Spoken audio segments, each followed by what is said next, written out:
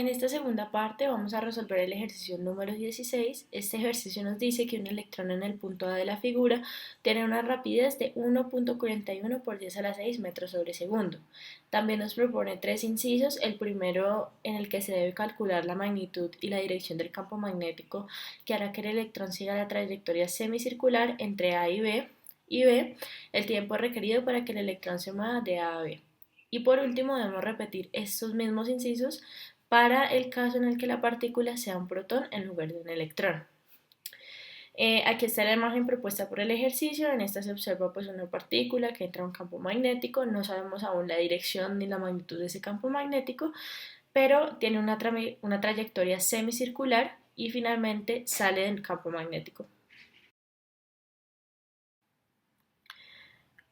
Ahora vamos a resolver el inciso A del ejercicio. En este nos pide que calculemos la magnitud y la dirección del campo magnético que hará que el electrón siga la trayectoria semicircular entre A y B. Para esto debemos tener en cuenta que la partícula que estamos estudiando es un electrón y por lo tanto debemos considerar tanto su masa como su carga. Este electrón entra con una velocidad inicial y experimenta una fuerza por el campo magnético que hace que siga una trayectoria semicircular. Esta trayectoria tiene un diámetro de 95 centímetros. Gracias a estos datos nosotros podemos decir entonces que la velocidad va a ser un vector tangencial a la trayectoria que sigue la partícula y la fuerza va a estar hacia el centro de la semicircunferencia.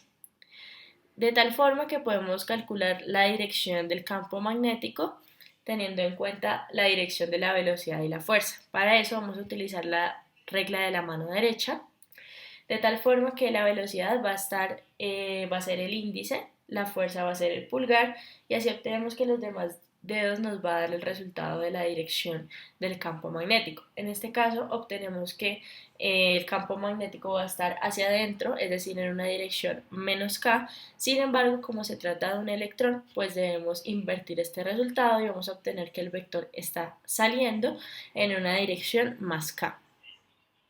Posteriormente, para calcular la magnitud de este campo magnético, debemos tener en cuenta la fuerza magnética y la fuerza centrípeta. La fuerza magnética es igual al valor absoluto de la carga por el producto cruz entre la velocidad y el campo magnético. Y la fuerza centrípeta va a ser igual a la masa por la velocidad al cuadrado sobre el radio. De esta forma obtenemos que el producto cruz va a ser igual a los valores de la velocidad y el campo magnético por el seno que hay entre estos dos.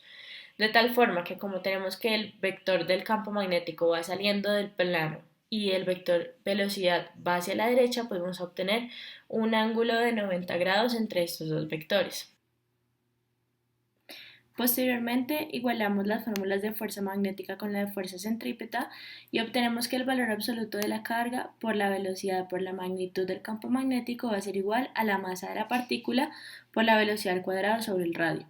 De esta fórmula, la única incógnita que tenemos es la del campo magnético. Por lo tanto, despejamos la magnitud del campo magnético, que es igual a la masa por la velocidad sobre el radio por el valor absoluto de la carga. Reemplazamos también estos valores que nos lo da el enunciado. Los valores de la masa y la carga del electrón son valores conocidos, como los tenemos acá. Despejamos el valor de la velocidad inicial, que nos lo da el enunciado, y el valor del radio, que también nos lo da el enunciado. De tal forma que obtenemos un vector de campo magnético con una magnitud de 1.68 por 10 a la menos 5 teslas en una dirección más K, es decir, que va saliendo del plano. Con la magnitud del campo magnético obtenido en el inciso A podemos pasar a calcular el tiempo requerido para que el electrón se mueva de A hasta B. Para esto debemos tener en cuenta el periodo. El periodo corresponde al tiempo que se demora la partícula en dar una vuelta completa. Sin embargo, como en este caso sigue una trayectoria semicircular, entonces ese periodo lo debemos dividir en dos para obtener el tiempo que se demora para ir desde A hasta B.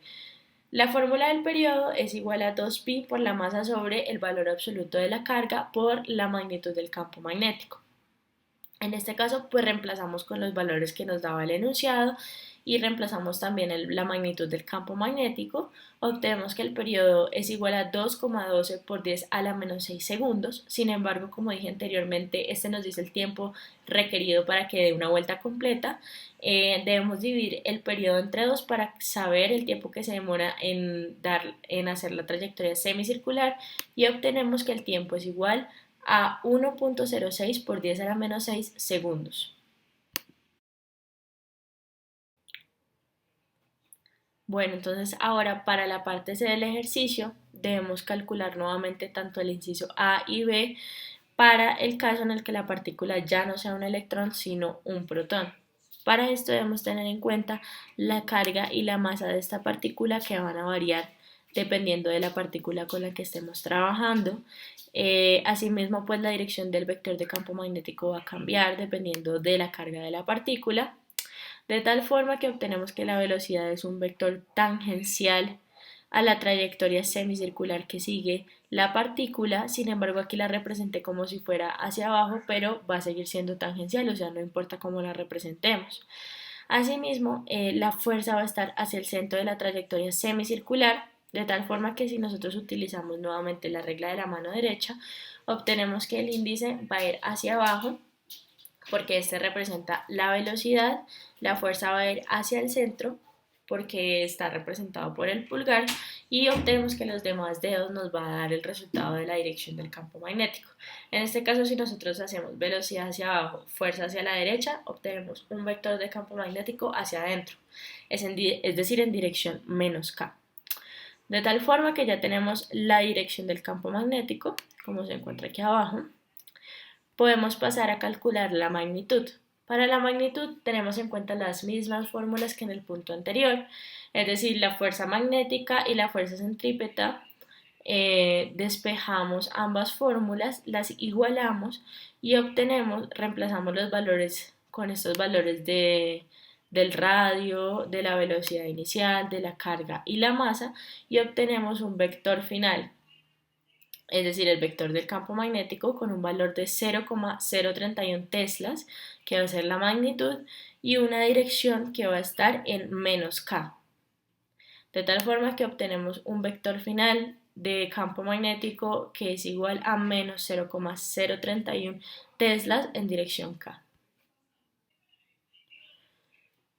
Ahora, con ese vector de campo magnético que obtuvimos en el inciso A de esta parte, podemos pasar a calcular el tiempo requerido para que el protón se mueva de A hasta B.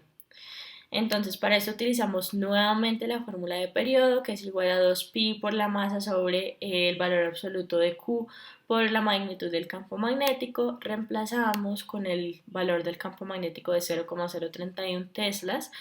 Obtenemos que el periodo va a ser igual a 2,12 por 10 a la menos 6 segundos. Sin embargo, como lo había expresado anteriormente, este periodo pues nos va a decir el tiempo que se demora en dar una vuelta completa. Pero aquí necesitamos saber el tiempo que se demora en dar una media vuelta, pues sigue una trayectoria semicircular.